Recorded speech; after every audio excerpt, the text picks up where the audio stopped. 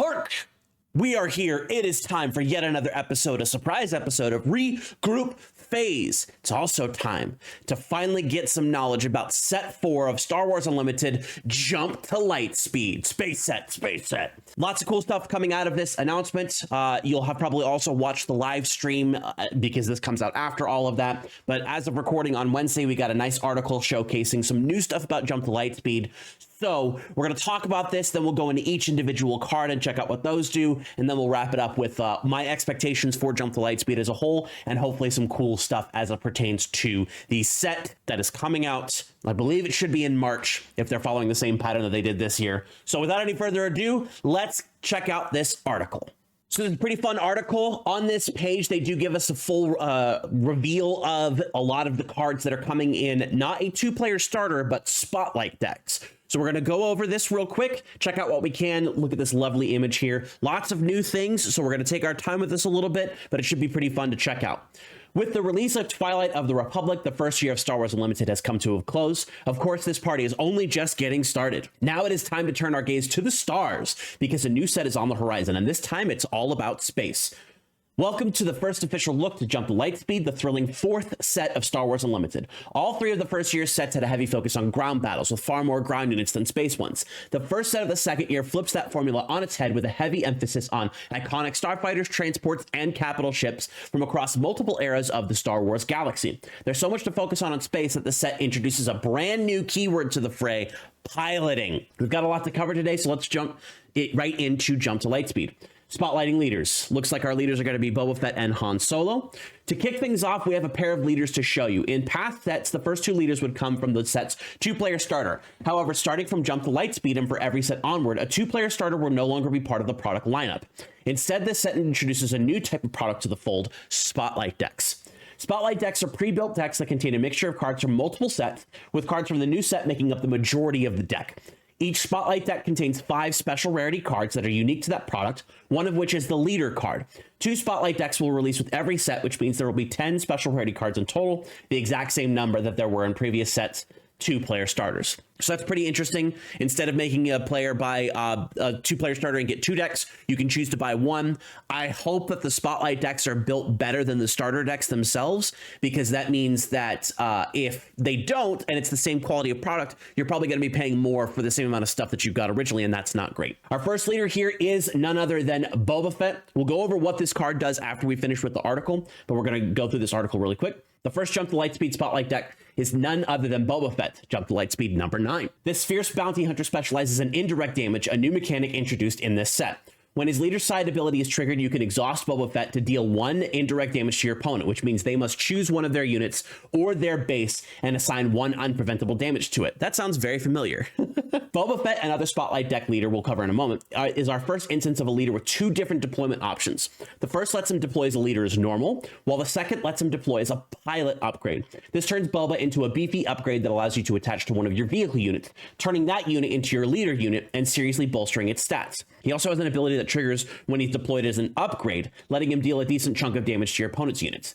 Leaders aren't the only cards in this set that will turn into pilot upgrades. Many unit cards, such as Bosk, can be played as an upgrade instead thanks to the new piloting keyword. Similar to Smuggle from Shadows of the Galaxy, piloting comes with its own alternative cost that you can pay to play the card instead of its usual cost. This means you can choose to play Bosk as a 4-cost unit or pay 2 resources to play him as a pilot upgrade on a vehicle. As for Bosk's ability, being able to ping enemy units with little bits of damage synergizes well with Boba Fett's leader ability. Anytime you can get an enemy unit's health low, makes the opponent's decision on where to assign indirect damage all the more difficult. Doubly so when you have a card like No Disintegrations, which can bring a unit down to just 1 remaining HP. Combined with all the potent indirect damage focused ships, like Hunting Aggressor, Zygerian Starhopper, and the iconic Fett's Fire Spray, which is a new starter card, you and your opponents will have to make these hard decisions throughout the entire game. Our second Jump to Lightspeed Spotlight that features Han Solo as its leader. As with its other iterations in Star Wars Unlimited, Han comes into the new set with an adaptable playstyle that encourages you to think on the fly. His leader ability has you check the top card of your deck and then perform a boosted attack with one of your units, so long as the 2 cards have different odd costs. Naturally, this means that Han's whole deck is full of odd costed cards to maximize its effectiveness. Similar to the Boba Fett leader, you can choose to deploy Han as a pilot upgrade, and when you do so, you can immediately ready a resource for each friendly unit or upgrade with an odd cost. Whoa. If you play your cards right, you can potentially ready all of your resources at once, opening up lots of options to keep your opponent guessing. Speaking of options, Han Solo's pre-built deck wouldn't be complete without the Millennium Falcon. This iconic ship allows you to attach an extra pilot upgrade to it and gains a power boost for each one, which means you could have Han Solo pilot the ship alongside his faithful first mate Chewbacca, turning it into an absolute powerhouse. It'll be hard for your opponent to deal with the ship when it has 11 power, 11 HP, and can't be removed from play by enemy card abilities. Of course, Millennium Falcon isn't the only ace up Han Solo sleeves. Cards like Never Tell Me the Odds and Death Space Skirmisher can help you deal with enemy units, while cards like Tandem Assault can let you attack with 2 units at once. With careful planning and a bit of good luck, Han's deck can clear a path and let you cruise your way to victory. Next, we have packs of Prestige. These are the Carbonite Edition, we'll call them collector's boosters, that we've seen in the past. Spotlight decks are not the only new product type arriving with Jump to Lightspeed. This set also introduces a brand new type of booster pack geared towards collectors, the Carbonite Edition booster packs. These premium packs have the same number of cards as normal boosters, so that's 15, I think, 14 or 15. However, while a normal booster pack has a single foil card and only a chance at containing a hyperspace or showcase variant, all cards in Carbonite booster packs have some form of special aesthetic treatment. That means that when you open up a Carbonite Edition booster pack, every single card is guaranteed to be a collector's item, whether it's a foil, hyperspace foil, showcase, or the new Carbonite Edition exclusive Prestige variants. That said, as a quick emphasis, these are all variants of existing cards in the set. No unique cards will ever be exclusive to Carbonite Edition packs, just unique aesthetic treatments. So people who are worried about unique cards being put into the Carbonite Editions of these booster packs, y'all can sit down now. They told us at the beginning, you didn't believe them. They're telling us here now. You're probably not going to believe them either. So when the stuff comes out and you see there's no unique cards that are in these packs, you can calm down. We'll have more information to share about the Carbonite Edition booster packs in the future, but for now, we have just one more note to make. Not only are these booster packs premium, but they're also limited. Only a certain number of Carbonite Edition booster packs will be printed for each set, and once they're gone, they're gone. These are designed to help bolster collections of dedicated collectors and diehard fans, and they won't be reprinted. So if you fancy getting a hold of one, make sure you do so right away once the set releases. With over 250 new cards, the new piloting keyword, and new product types in the lineup, Jump to Lightspeed is a strong opening act for the second year of Star Wars Unlimited. Stay tuned for more news, previews, card spoilers, and gameplay as we look towards the 4th set's release in March 2025. Written by Peter Schumacher, I believe is how he pronounces his last name. What's up, Peter? Met him at the celebration this year. Cool dude. Fantastic article here. Lots of cool stuff. Showcase decks, new pack type with the Carbonite Edition boosters. A lot of really cool things that are coming out of Star Wars Unlimited. And it'll be really interesting to see how all this fits together once the set gets released in March. Love this image here of TIE Interceptors, the Lambda class shuttle X-Wings, the Chimera, Thrawn, Hera. We had the image, or we have an image here of the Darth Vader TIE Interceptor, TIE Advance, excuse me, Han Solo here, all that other stuff. So I'm going to flip some stuff around. We'll showcase all the cards that were shown in this article. Lots of really cool things like pilot, like space. No space leaders, it seems, which is okay, because at least these guys can become pilots for the ships that are iconic to each character, such as we know Fire Sprite with Fett and the Falcon with Han. So after the flip, we'll check out that first leader, Boba Fett. So instead of saving these to my system, I'm going to go ahead and just hyperlink them through here. We'll go through everything here. So we have Boba Fett, Any Methods Necessary. That's actually the name of an interrupt in the Star Wars customizable card game. So we've got our Aggression Villainy leader here. He is a special rarity, number 9 out of 262 in JTL, great name there. Underworld Bounty Hunter Pilot, new trait, which is excellent. When you deal non-combat damage, you may exhaust this leader. If you do, deal 1 indirect damage to a player. So that's what we talked about. That player specifically assigns the unpreventable damage to one of their base, or one of their units. As an epic action on 6 resources, you can choose one. You can either deploy the leader into a 4/7, or deploy this leader as an upgrade on a friendly vehicle without a pilot on it. So it does look like you could only put 1 pilot per ship, unless rules specifically say otherwise. Fett flips into the 6-cost 4/7 regular leader unit with no effect text as part of being just a unit, which is an interesting design decision. But if he flips into the pilot, he attaches into the vehicle as a 4/4 bonus, so 4 power, 4 health. Attached unit is a leader unit, so that makes any of the ships a leader unit, which means it can't be targeted by things that specifically say non-leader. When deployed as an upgrade, deal up to 4 damage divided as you choose among any number of units. So the front side is trying to poke at things with like Daring Raid or the P-38 fighter, much like Jango Fett already does right now, but doing those in such a way rather than exhausting things, forcing your opponent to deal damage to do stuff. Now, I imagine most players, especially considering the fact that it's just 1 damage, are going to try to limit the exposure of damage to their units because those are a little bit more valuable than 1 base health at a time. But it'll be interesting to see what people choose as indirect damage for their choices. If it's the difference between losing a unit or saving the unit and just taking 1 quick damage to the base, I think a lot of players are just going to choose the base damage. But then flipping over into the upgrade, you can do a bunch of damage to other things as long as it's specifically units, and it's up to. So it's not 4 damage, you must split it across whatever. You can do up to 4 damage. So if there's not enough damage on the board available to do stuff without spilling over to your units, you can reduce that damage down, and that's pretty cool. Fantastic leader choice here. Aggression villainy means that he fits with a lot of the current bounty hunters, while not necessarily supporting the bounty hunters in those colors, but we'll see what ends up happening. I think this is a much fairer Boba Fett leader card. I think this is going to be very exciting for a lot of people. It'll be interesting to see. There is effect text on the Fett's Fire Spray that's coming up that is different than the effect text that is on the old Fett's Fire Spray. So we'll see if they make any functional changes to what controlling Boba Fett means in that, or if with the new pilot rules that just updates everything, or if it locks out the old Boba Fett, since that Boba Fett would not be a unit or a leader, it would be an upgrade if you popped this onto a Fett's Fire Spray. Interesting stuff nonetheless. I like it a lot. Being able to add 4 power and 4 health to any of your vehicles, whatever it may be, is actually pretty cool. You do it on your 6 flip. Fantastic stuff here for this Boba Fett. A lot of these other images outside of the Boba Fett leader and the Han Solo leader are from the deck builders, so they are smaller images. I had to blow this up as best I can, so I won't be able to tell you the number, but we do have Bosk Hunt by Instinct. This is one of our special rarities. 4 cost Cunning Villainy ground unit. 4 power, 4 health, on attack, exhaust the defender and deal 1 damage to it if it's a unit. I guess it's specifically stating that you can't deal an extra damage to the base.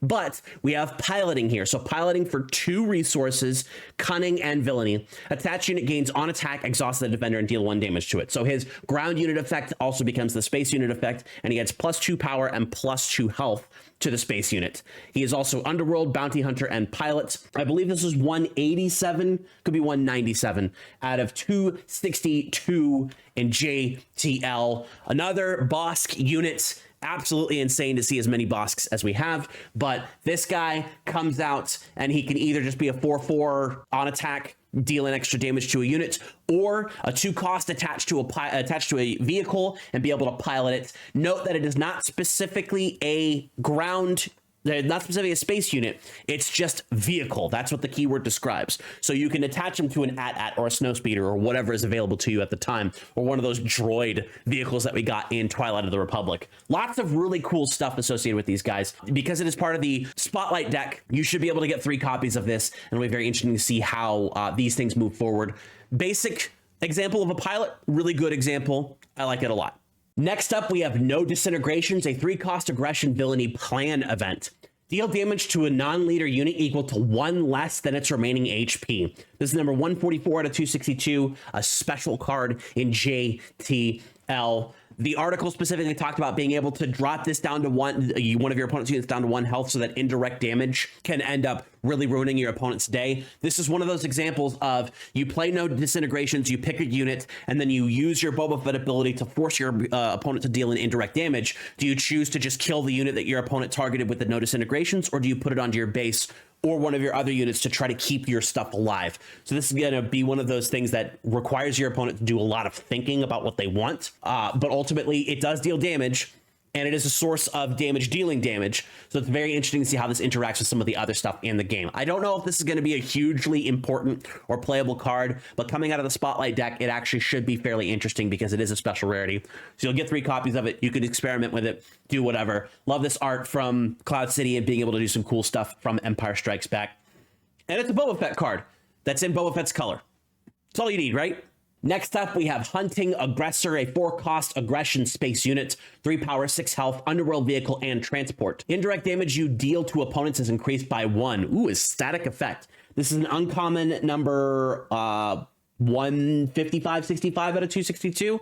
These numbers will get clear as we figure out these different things. I could check the website. It's not important. You guys don't care about the set numbers. In Jump to Lightspeed. Couple of things here. This is very cool because it does allow you to increase that indirect damage. And if you have more of these, you can continue to increase it. So your opponent's not facing 1 damage. Now they're facing 2 damage. With 2 of these, they're facing 3 damage. With all 3 of these on the board, they're facing 4 damage. So your opponent's really going to want to try to clear this as quickly as possible. But with that 6 health, that's going to be really tough. Art-wise, this is the IG 2000 style ship chasing after the Outrider YT 2400 style ship. I love the fact that they're just referencing all the cool things that aren't directly necessarily in the movies, but people love regardless from the expanded universe / legends / whatever's available in current Disney canon. We got that Desperado Freighter in the last set. Now we've got the Hunting Aggressor in this set. This is a fantastic card, especially in the indirect damage style of gameplay. And if aggression is doing a lot of that, this is going to be a 3 of in every deck that wants to deal indirect damage, because what are you going to do about it? Not a whole lot with that 6 health. Next up, we have the Zygerian Starhopper. We've seen this style of ship before. 2-cost cunning villainy space unit, 2 power, 3 health, underworld vehicle, and fighter. When defeated, deal 2 indirect damage to a player. This is a common number 183 out of 262 in JTL. Another source of indirect damage for the indirect damage decks. It's looking like maybe we're probably going to be focusing on cunning and aggression, or red, yellow, to be able to do a lot of indirect damage. Although they might be cool and add indirect damage sprinkled across all of the things, but mainly focused in villainy. We'll have to see what they do with that. 2-cost, 2/3, pretty good ship. There's a lot of ships out there right now that are 2/3s that are being run at 2 cost, but being able to do that extra 2 damage to the opposing player when defeated means you can do a lot of work with this while it's on the board, and then when it comes off the board, it's still dealing some extra stuff. So the only defense against this, flipping it back to your opponent's hand or negating its effect and then dealing with it from that point on. Cool, common little ship. It is a common specifically, so we'll have to see how it affects that deck. I think the Spotlight decks are giving a little bit more synergy than we've seen the starter decks before, but with only seeing basically 5 cards on either side, we don't know for sure, but it is going to be fun seeing what these decks do in the future. Our second leader for these Spotlight decks, Boba Fett 1 Spotlight deck, Han Solo. Never tell me the odds for the second Spotlight deck. He's our cunning heroism number 17 special rarity leader, Rebel pilot. Love seeing Rebel. The fact that it's not Underworld also means that it doesn't really mesh with the Underworld strategies, but he's a Rebel, so he meshes with Rebel strategies. As an action, Han can exhaust himself, revealing the top card of your deck, then attack with a unit. If the revealed card and that unit have different odd costs, that unit gets +1/+0 for this attack. So if you're attacking with a 3, as long as the unit that's on top of your deck is a 1, 5, 7, 9, whatever, you'll be able to get that extra bonus, as long as it's not the same cost and as long as they're both odd costs. So you're filling your deck with a lot of 1, 3, 5, 7s to be able to move forward. So be careful with the events that you're choosing to use. A lot of people like that surprise strike. A lot of people like that breaking in, but maybe you should consider running things like the Hotshot Laser Blaster, which is a 1 cost, which you pay 3 costs in order to be able to get that extra attack and the power bonus. As an epic action on 5, you can flip him into a 3/7 leader with no text, which is okay. We've seen some 5-cost 3/7s with leader flips, but you really want to deploy into the upgrade on a friendly vehicle without a pilot on it to give that +3/+4. On the flip side, no effect text as just the leader, but as the leader upgrade. When deployed as an upgrade, for each friendly unit or upgrade that has an odd cost, ready a resource. That actually also includes him, because he's in play when you do this. So as long as you have at least 4 other units and upgrades that are odd costs on the board, you can refresh your entire pool of resources on 5, and that can provide a lot of bonus to Han Solo. This is going to be a fast deck, a tricksy deck.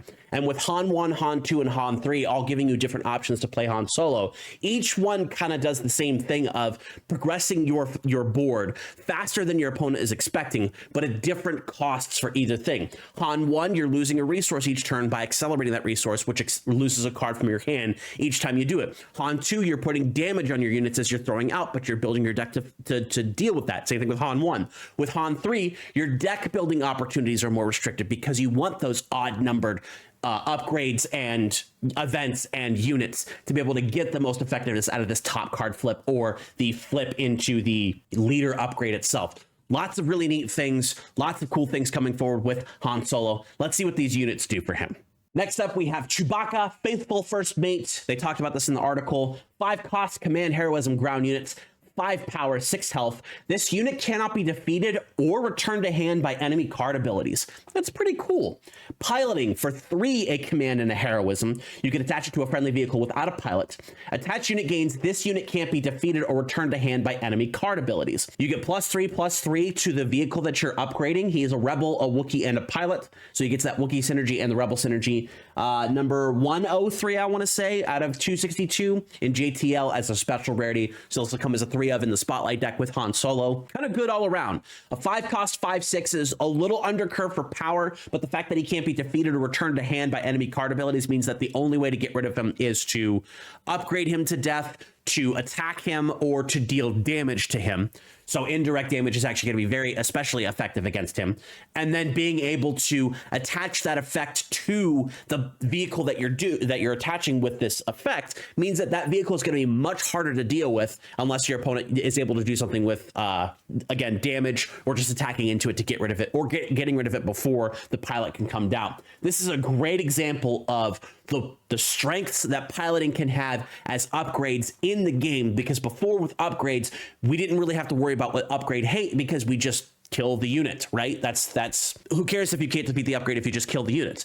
But Chewbacca specifically says, it's much harder to do this. So you will probably have to pack some form of upgrade hate for stuff like this. It'll be interesting to see if upgrade hate can target the leader version. I don't see why not, the leader version of the upgrades for like Han and for Boba Fett, but who knows? That might be a clarification that needs to come in the rules. As it stands right now, I think it's fine. With the way the game goes, who knows what's going to happen. But this Chewbacca is a really cool card. It does mean that your Han Solo deck is going to be out of the Spotlight deck, Cunning, Command, yellow, green, while the Boba Fett deck is red, yellow, aggression, cunning. Chewbacca, he's cool, he's a rebel, he's a Wookiee, he's a pilot, he's coming after you.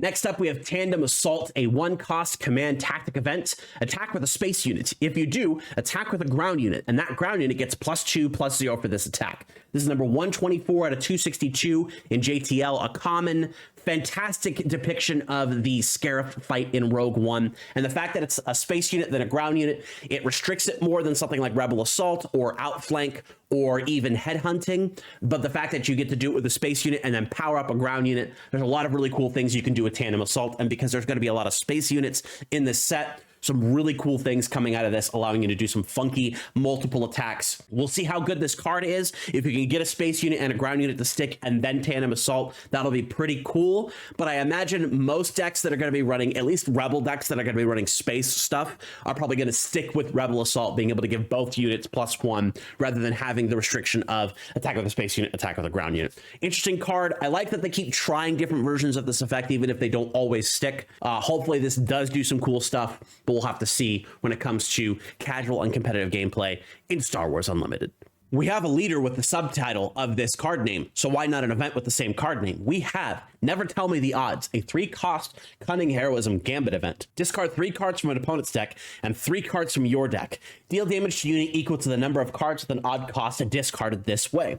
This is a special number 206, I believe, out of 262 in JTL. This is a fantastic card, especially if you're building Han from the Spotlight deck, the way that Han wants to be built with all odd numbered costs for stuff, right? If you do that, much like a lot of players build for a cause with only heroism, you can deal at least 3 damage to a unit. So you can guarantee at 3 cost, dealing 3 damage to your opponent, one of your opponent's units, and discarding 3 cards at the top of your opponent's deck, potentially getting more of those going forward. This is a fairly interesting card. I hope that it would see some play, because Cunning also likes to discard cards from your opponent's hand. This can help with the, not necessarily discarding cards from your opponent's hand, but getting rid of options that they have available to them. If you can flip 3 cards and they're some of the most impactful cards in your opponent's deck, and you slow them down, never telling me the odds will have done some pretty good work, and you can chunk some damage into one of your opponent's units, which, you know, all around, serving multiple purposes. That's what cards need to be doing these days, right? They need to serve multiple purposes instead of just being a straightforward, I only do this one thing. And never tell me the odds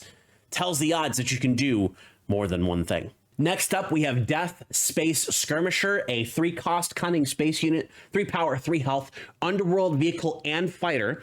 When played, if you control another space unit, you may exhaust a unit, so something Cunning likes to do a lot. This is common, I believe, number 217, could be 213 out of 262 in JTL.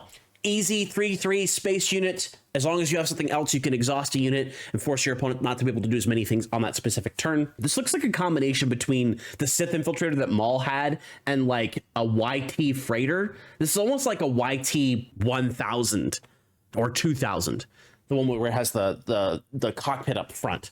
Anyway, fairly interesting design for this. I like it a lot. It's going to be very easy to use, but probably one of the first cards you cut for better space units. You cut this for the Millennium Falcon immediately, and you get way more ability to do things. But it is a space unit that is a vehicle, which means you can throw pilots on this and do some interesting stuff with it. I like it a lot. I'm liking a lot of the things that we're seeing so far. This is a pretty cool unit. We've got 2 more vehicles to preview. These are cards exclusive to the Spotlight decks, and they are the named ships for each leader. So let's start with Fett's Fire Spray, Feared Silhouette, a 4-cost villainy space unit, 4 power, 4 health, underworld vehicle, and transport, specifically from Empire Strikes Back. When played and on attack, deal 1 indirect damage to a player. If you control Boba Fett, deal 2 indirect damage instead. This is a special, looks like number 247 out of 267 in JTL. I believe this answers my question about whether or not controlling something also considers controlling the upgrade, because the reminder text is upgraded to have upgrade in it. So I imagine the previous Fett's Fire Spray talking about Jango and Boba means that if you control Boba as an upgrade, you can deploy that one ready, which that's a nasty combination with the extra, having an extra Fett's Fire Spray in your deck. But being able to deal indirect damage on when played too, if you're playing Boba Fett leader under any capacity, that's pretty cool. This is definitely more stylized for Boba Fett rather than both of them, which I like a lot. I wonder if another Jango Fett leader comes down the line, if they'll have another Fett's Fire Spray that's more in line with what Jango does with the ship. Maybe even, because Boba Fett uses the mines too. Whatever, doesn't matter. Fett's Fire Spray, it's a special card. It's 4 cost. It'll be interesting in the deck. If you can throw Boba Fett onto it, you've got a lot of power and health in a small package, depending on when you choose to play this card. Fun stuff. Let's see what Han's ship does. We have here the Millennium Falcon. Get out and push. 3 cost heroism space units, 3 power, 4 health, rebel vehicle transport, same stats as the Spark of Rebellion one. You may play or deploy 1 additional pilot on this unit. This unit gets +1/+0 for each pilot on it. This is a special rarity number 245. So I think the previous numbering I had was incorrect. Out of 262 in JTL. Same stats. You throw 6 copies of the Millennium Falcon in the deck, and you have some nasty stuff going. Being able to put an additional pilot on this means that if you have 2 pilots, the Falcon minimum is a 5/4 plus whatever upgrades you get from the pilots. I imagine we'll have extra pilots that are just generic guys that can go on whatever, rather than having specific interactions with ships or whatever the case may be. We have a unique Han Solo leader. We have a unique Chewbacca unit. We'll probably have Rebel pilot, Imperial pilots, maybe even clone pilot, droid pilot, things like that. I imagine we'll have a lot of different types of pilots in the set. We have a Bosk pilot even. So, but the Millennium Falcon being able to get that extra power in combat is pretty cool. It means that you're going to be striking for more damage, and space is going to be a lot more threatening than it has been necessarily in the past. Not that other decks like Jango aren't threatening in space, but with having a ton more space, there's going to be more threats in space and more defenses in space, which is going to be really, really good.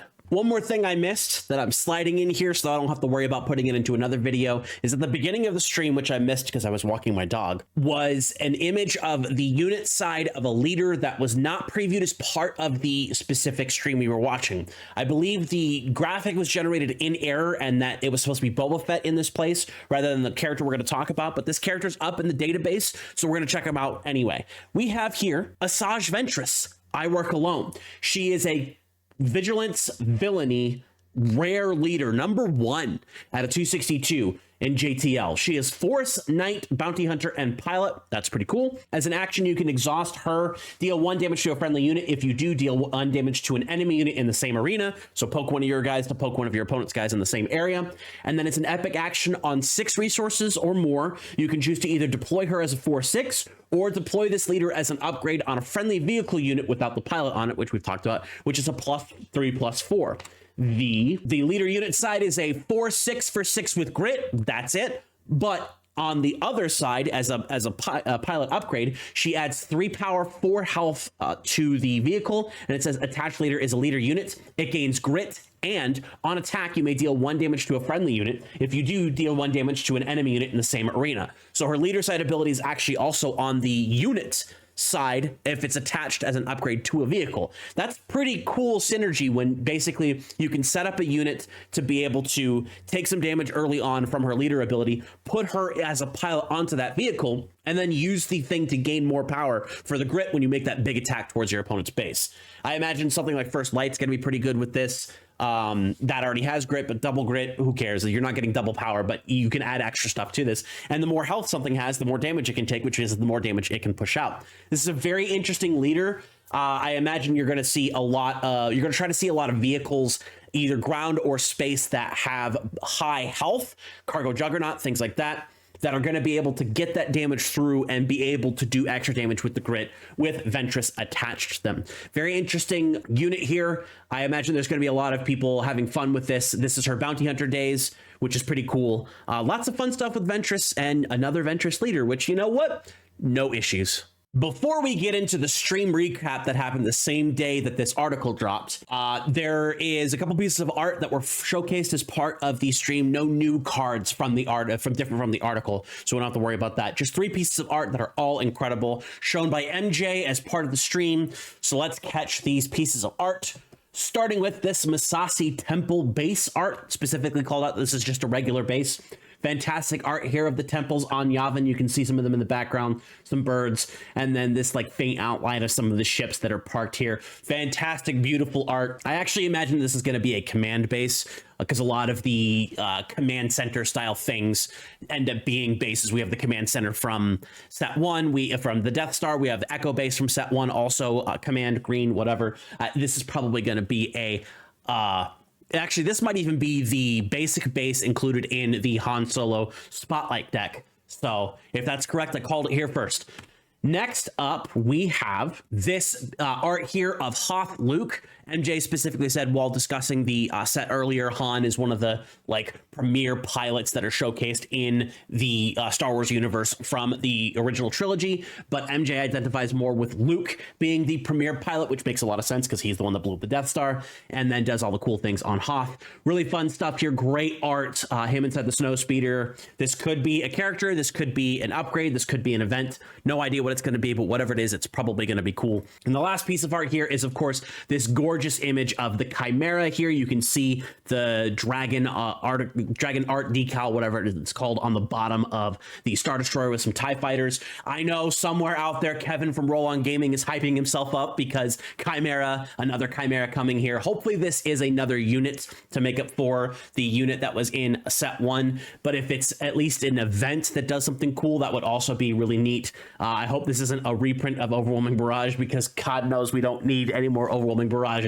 But this Chimera art is absolutely fantastic, incredible here. It's less detail based and more and I hate this term, but it's more like vibes based upon what you're seeing here, and I do like that a lot. I love the super hyper detailed images of ships and stuff like that, but this is just cool enough to show that action shot that you're looking for in art sometimes without having to go hyper aggressive on detail. And I think that's a very good strength that artists can use when it comes to creating pieces pieces like this, and if you're not detail oriented on stuff, do enough to showcase the art itself, so that way people don't look for the finer details of stuff, because it's just there and it just looks cool. And this is just here and it just looks cool. One more thing before we jump into the specific thing, it was also showcased as part of the stream. You can see the image down here of Xander, MJ, and Danny. There are 4 sets of tokens in the set. We will have shields and experience coming by. You can find the art of that somewhere on the internet or swdb.com. I'm sure it's already up there as well. But we are getting token units again in this set, in addition to what we had gotten previous with like the clone troopers and the battle droids. So we have TIE fighters here that are 0 cost 1/1s and X-Wings that are 0 cost 2/2s. Now, the thing that kind of disappoints me, but they did specifically call it out, is that these are only vehicles and fighters. They're not rebels, they're not resistance, they're not Imperials, they're not First Order, they're not any of that. It doesn't look like we're going to have any interaction with traits with these guys outside of vehicle and fighter, but there will be things from all the different sides that will generate TIE fighter and X-Wing tokens. Traits are fun. They do fun things, they do cool things, and that's how we're going to move forward. Speaking of streams, there's not a huge amount of information here in terms of what's available from the stream. It's mostly a recap of the article, but there are a couple pieces of information here that are very important. So on the 4th of December, Wednesday, we had Xander, MJ, and Danny showing up on the chairs to be able to introduce us to Jump to Lightspeed, which is fantastic. Couple of the key points here is that not every leader in this set is going to be a pilot. More than half of them are, but not all of them. And there will be some leaders that have fun mechanics that don't interact with vehicles and pilots. So that should be pretty fun to see. We did see in Twilight of the Republic that not everything dealt with clone tokens or battle droid tokens or even Separatist and Republic stuff. But there is enough in there that does cool, funky things that give you options to be able to represent multiple portions of the era. Speaking of eras represented in Jump to Lightspeed, it will be a smattering of eras. It's not specifically limited to any specific era. We are going to see original trilogy representation. We are going to see sequel trilogy representation, because the shield and experience tokens are images taken from sequel trilogy content, mainly Resistance and the Radis. And I wouldn't imagine we'll see a lot of prequel trilogy stuff, because we just got a huge prequel trilogy set. But I would also say there probably isn't not going to be. There will be some representation, just not a huge chunk. Speaking of indirect damage, we took a look at that rule earlier where it was your opponent chooses to deal 1 unpreventable damage to one of their units or their base. They did do a specific clarification that indirect damage will bypass shields because it's unpreventable, but because the shield did not prevent any damage, it doesn't pop. So you'll bypass the shield, but unlike Saboteur, which defeats the shield remains on the unit if the unit survives. They are, however, saving the lurking TIE Phantom Shrouded Intentions interaction with things like that. I don't think Shrouded Intention deals with damage, but whatever that protects you from damage. For a later date with indirect damage. My kind of thing about it is that because Lurking TIE Phantom specifically says it cannot be damaged by the opponent's effects, because indirect damage is an opponent's effect, even though you're the one dealing with it, Lurking TIE Phantom will probably be protected from stuff like that. But it's good to know that shields will be bypassed but not eliminated by indirect damage. We do have some clarification on traits on the pilots. Traits on pilots do not add the traits to the vehicle, but leader pilot upgrades will make the pilot a vehicle a leader unit, which we talked about earlier. So nice big clarification there. Super fun. One thing that they talked about during the Carbonite booster section of this stream was nothing is being taken out of normal booster packs. So you're still going to get your foils, you're still going to get your hyperspaces, you're still going to get your hyperfoils, you're still going to get your showcases and stuff like that at their normal rarity in the booster packs. They're just adding different things to the Carbonite booster packs. The Prestige frame was specifically talked about in the article, and maybe a couple of other things we don't know about. And everything in the pack will have a treatment of one form or another. So exactly like collector's boosters in Magic the Gathering, nothing to worry about. Everything's cool. We're cool. Calm down. MJ specifically pushed certain traits in this set to have cool and strong synergies. That should be fun. Again, I love traits. I like trait synergies. I think there should be more trait synergies in the game. I think more decks should be fun and should be competitive when it comes to traits, because they're there. It's easy design. It's easy design. So that should be neat. MJ also really likes Armada. So there should be some fun references to Armada in the set that deals with the things that are there. So probably a lot of Rebel and Imperial bonuses as involved with the space units and space stuff in this set. Should be fun. Armada's a great game. Love it myself. Have it packed away somewhere. Danny and MJ specifically discussed that year 2 is going to have a bigger shift and a bigger impact in the game, which I'm all for. More stuff being playable is always good. They're specifically talking about having more theming, more decks that are viable, which I'm a little dubious about that given some of the things that we've seen before, but I'm hopeful. And more funky stuff to do now that the foundation year is done and we're in the year of exploration for Star Wars Unlimited. So that's exciting, super cool to hear. More theme, more traits, more traits, more traits, more traits. Look, you all know me by now. I love my traits. I love my typo strategies. I love the stuff that comes with that makes it so that I understand the decks kind of build themselves and they can be hard to balance. We are seeing that they're balanced in the incorrect way, and not all trait strategies are very good. Not every strategy needs to be competitive, but things need to be fun for people. And in my experience, some of the trait synergies have been severely lacking. So, but that was that stream. That's all the coverage that we have for today for Jump to Lightspeed. A big chunk of information, and I'm trying to get this done as quickly as possible so you all have access to it on this channel. I will have a link to the stream and a link to the article in the description below, so make sure you check those out if you haven't already. And that's all we have for today. Like I said, I'm chugging along trying to get this out as quickly as I possibly can before I go and do my local TWI draft for the month, which should be fun. So thank you for joining me, everybody. I appreciate all y'all. Jump to Lightspeed's looking really cool. Lots of fun stuff coming down the line. Can't wait to see more Rebels. Can't wait to see more Hera. I'm hoping for a lot of good stuff. I've heard a lot of good things. I've seen some good stuff so far with this. Hopefully we can keep trucking forward. So remember to like and comment on this video. Subscribe to this Star Wars Unlimited YouTube channel for all of your Star Wars Unlimited needs. Thank you for joining me, everybody. I appreciate y'all. I'll see you in the next one, and I will see you in the stars.